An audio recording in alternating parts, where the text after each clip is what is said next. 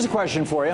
Why is it that the European continent in recession and on the verge of catastrophic collapse, and with unemployment steadily above 8% in the United States and economic activity just creeping along, with all that going on, that Germany is doing just fine?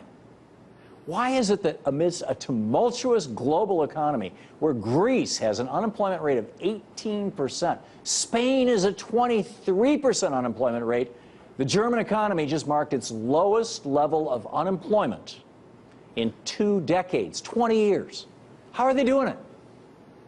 Well, first, the German government has recession-proof programs like the short week, or in German Kurzarbeit. And the way it works is that the businesses are encouraged to cut back on the hours that workers work rather than laying them off during economic downturns. The government then steps in to reimburse the lost wages of the workers, who now have fewer hours, but people will still have the money in their pockets to spend, and so the economy keeps churning along despite the fact that there's a recession going on.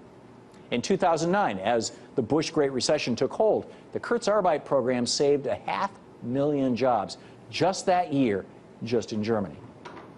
And the second reason for the German success is that they're doing what we used to do, plus more. They're protecting domestic industries, and they're empowering their workers. While Germany doesn't have a substantial trade tariff programs, they do protect domestic manufacturing with their VAT tax, domestic content rules, and a variety of around-the-edges ways of helping domestic manufacturers and punishing foreign ones. And while we subsidize transnational corporations that ship jobs overseas, Germany subsidizes domestic industries that keep jobs at home. They also have in place high barriers to imports, so that foreign industries with cheap labor don't undercut prices in what they consider important parts of their domestic marketplace. That's different than the United States, where corporations like Walmart undercut everyone with their supply of cheap foreign-made goods.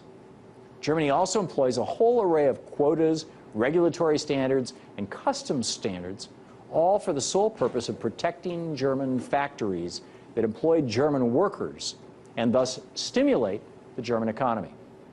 Germany also brings democracy to the workplace. While labor unions in the United States are increasingly an endangered species, nearly the entire German auto industry is unionized. As a result, Germany pays their auto workers about $67 an hour, including wages and benefits. The United States, we pay an average to our auto workers of $33 an hour, also including wages and benefits.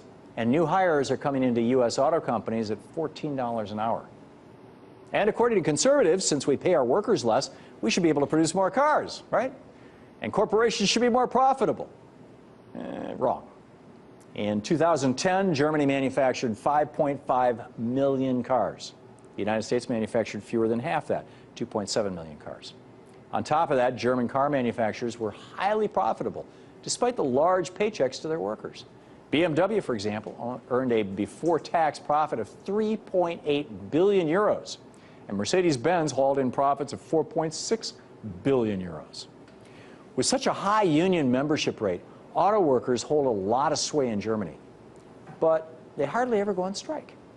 That's because, unlike here, there's actually collaboration and cooperation between the CEOs and the workers in Germany. Why? Because there's actually a constitutional amendment in Germany that forces corporate executives to listen to labor unions. It's called the Works Constitution Act, and it forces every factory to set up a works council, that's what they're called, works councils, that gives representatives of the workers a seat at the table in every decision-making process at the factory. That's democracy in the workplace, expanding the decision-making process to not just the corporate elite, but to everybody in the company from the bottom up. And it's working. As Horst Mund, the head of the International Department of the German Auto Workers, says, "We have strong unions, we have strong social security systems, we have high wages. So if I believe what the neoliberals, what are called conservatives here in the U.S., are arguing, we would have to be bankrupt. But apparently this is not the case. The economy is working well in Germany." It turns out that in Germany, workers know what's best for the economy, and the government knows that as well. In the aftermath of World War II, as Germany was in ruins, President Harry Truman knew that Europe, and in particularly a devastated Germany, needed to be rebuilt. And working with the United States, Germany did rebuild their economy, and to put into place these protections for workers that today are responsible for Germany's seemingly recession-proof economy. Unfortunately, during that time of rebuilding in Germany, Harry Truman couldn't help workers in the United States. He was up against a Republican-controlled Congress, the 80th Congress. It was elected in 1946. Truman called it the Do-Nothing Congress, even though it did do a lot, namely kill progress. It sabotaged Truman's hopes for a single-payer universal health care system, for example.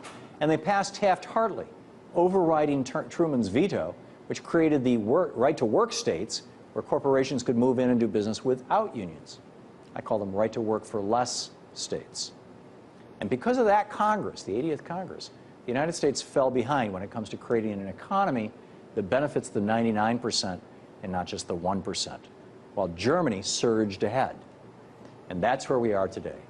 It took a crisis to put Germany back on track. And at this rate, it may take a crisis to get America back on track.